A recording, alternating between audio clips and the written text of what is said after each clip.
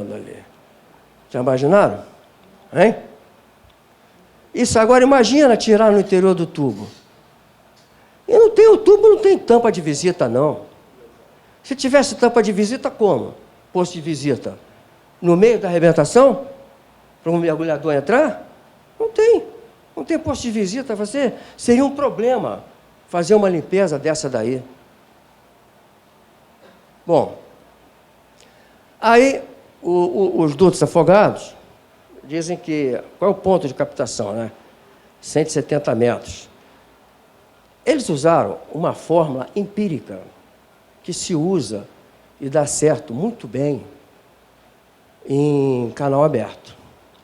Os americanos fizeram um estudo de duto afogado, lá em Batiquico, Califórnia. Tá? Eles poderiam simplesmente, para calcular o ponto de captação, usar a mesma fórmula empírica, mas não. Eles fizeram medições in loco. É o que teria que ser feito se fosse fazer os dutos afogados, por ser um projeto pioneiro, para diminuir o máximo a possibilidade de risco. E o que eles fizeram? O que eles chegaram à conclusão? E como é que eles fizeram o estudo? O mar forte, numa ressaca, media a concentração de areia na praia desde uma distância muito grande. No fundo, a 10 centímetros, a meio metro e a 1 metro. E quando vê qual é a distância em que não haveria concentração de areia suficiente para entupir o tubo. Não é? Você vê que eles não precisaram, mas usaram, fizeram isso e chegaram à conclusão. Nesse caso deles, quer dizer, cada caso é um caso. Tá?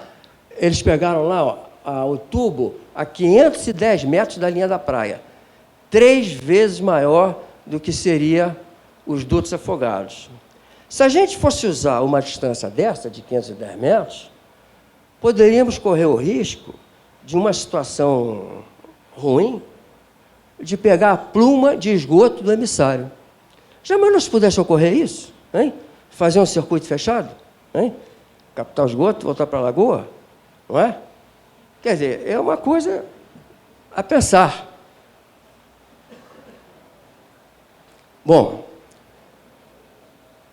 a COP diz que tem experiência para determinar isso. Eu acho que a COP não tem experiência para determinar isso, não.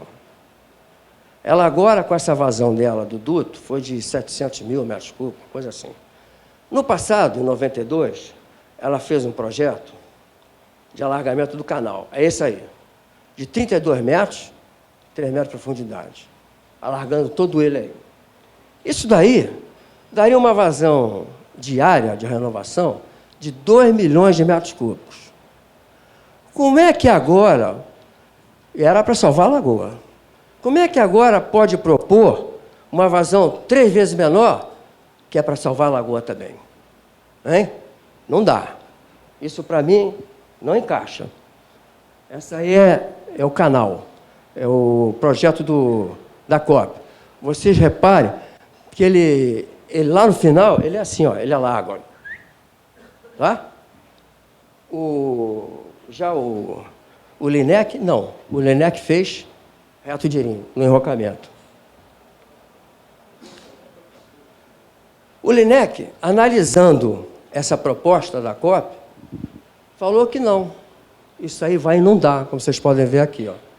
A proposta de aprofundar o canal ou aprofundar e alargar vai causar, na maré alta, vai causar inundação. E na maré baixa, vai causar seca. Ah, mas tem medidas, pode ser. Pode. Vai colocar comporta para fechar?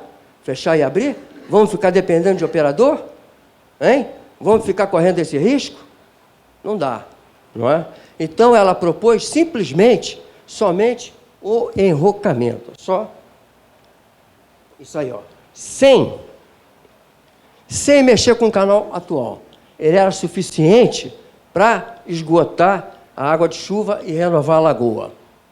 Tá certo? E com uma curvatura lá no final. Essa curvatura aí é feia para Lelé, né? Bom, e cara, sabe qual a finalidade dela? É para evitar que a onda entre dentro da lagoa. Porque tem enrocamentos que não precisa de curvatura, são enrocamentos retos. Tá? Nesse caso da lagoa, para ser pequena, tá certo? A entrada de água do mar pode dar variações. Tá? O Amadeu pode dizer isso melhor do que eu depois. Mas então eu perguntei ao Linec se poderia tirar essa curvatura. Ele disse que pode.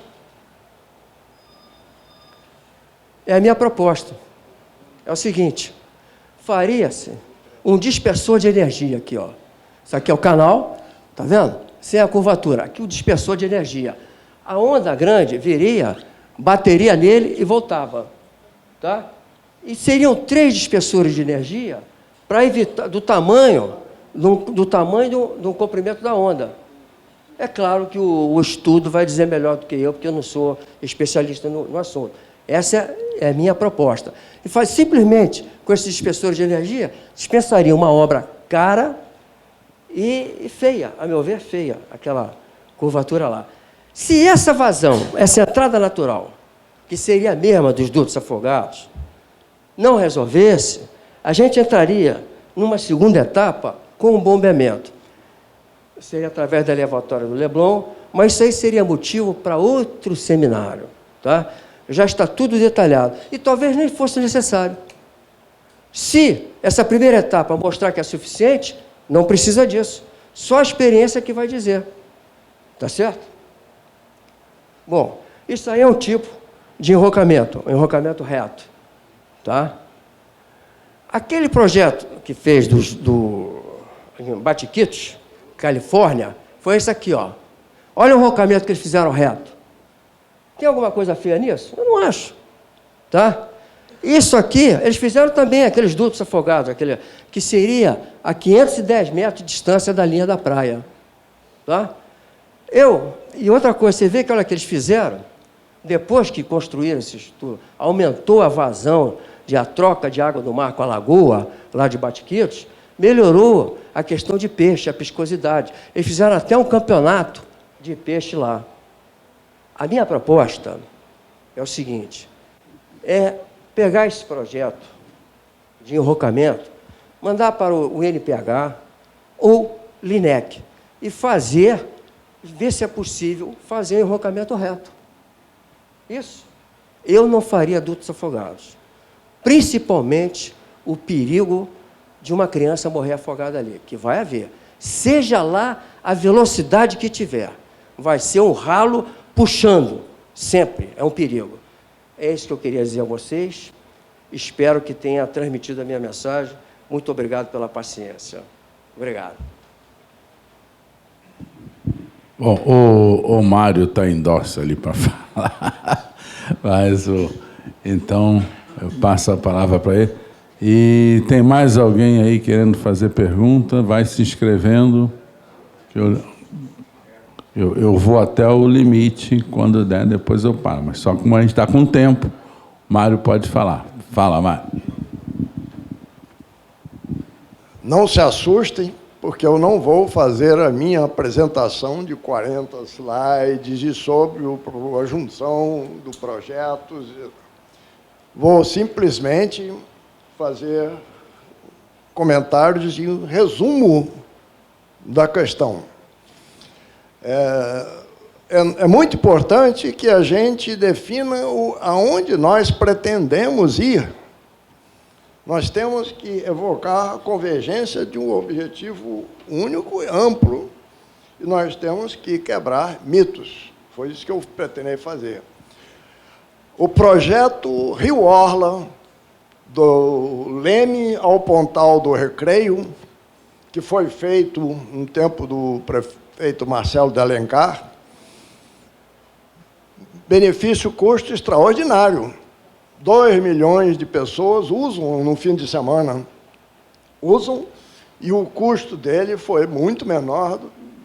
Benefício-custo de Cidade da Música, 0 dividido pelos 700 milhões. Né? Então, o objetivo, na minha opinião, deve ser um objetivo de pensar grande. Não é resolver o problema mínimo de evitar a mortandade de peixes.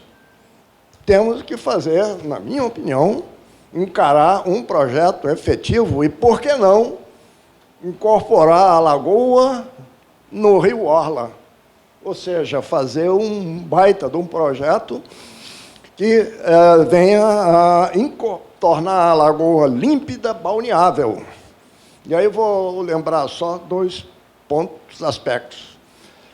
Eu, na minha vida profissional, mais da metade dela, eu trabalhei ligado a modelos reduzidos e grandes obras de hidráulica. Comecei com 10 anos, com meu pai. O aterro hidráulico da cidade universitária foi meu pai que fez, e eu ia toda vez com ele. Fui da Associação Latino-Americana de Dragagem, comecei na Sursan, fiz estágio no Laboratório Saturnino de Brito, no do Caju e no Instituto Militar de Engenharia. Aí a consultoria me fez uma proposta irrecusável, eu trabalhei não só em grandes barragens, sempre ligado ao laboratório de hidráulica, mudanças de concepções. Então, eu me entusiasmei quando o professor Paulo Rosman veio do MIT, recente, Dirceu apresentou, e fizemos até um trabalho pequeno junto, pelo projeto dele, a largura desse grande canal de renovação. Essa renovação é importante porque um grande canal... Nós temos o melhor do que o modelo reduzido. Eu tenho na minha apresentação, começa com 2 fotografias de 1899. Barco passando para dentro e para fora da lagoa, um canal de 80 metros de largura. Nós não precisamos de fazer teste de que isso vai dar certo, não é só restaurar a história.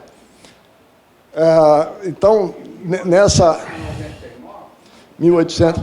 Espera aí, o processo, o litoral process que havia ali já era aparente. Isso é uma questão de toda a costa brasileira afetada pelo processo litorâneo do movimento das areias. Mas aí, então, eu não quero me desvirtuar, isso na minha apresentação, eu detalho precisamente até onde devem chegar os moles. O que me acha da maior importância, não só fazer essa questão de objetivo, agora eu quero passar para quebrar 6 mitos. 6 mitos que eu acho que existem da lagoa. Um mito é o seguinte: os moles agridem a paisagem. Moles ou espigões submersos não agridem a paisagem e estão sendo os mais usados no bloqueio do processo litorâneo. Minha gente, para proteção e engordamento de praia e consequente eficiência para impedir o arrolamento do canal do Jardim de Alá, é um prato cheio, porque, veja bem, os moles submersos estão predominantemente sendo usados no Oceano Índico, no Golfo do México, Península do Yucatán, tudo são feitos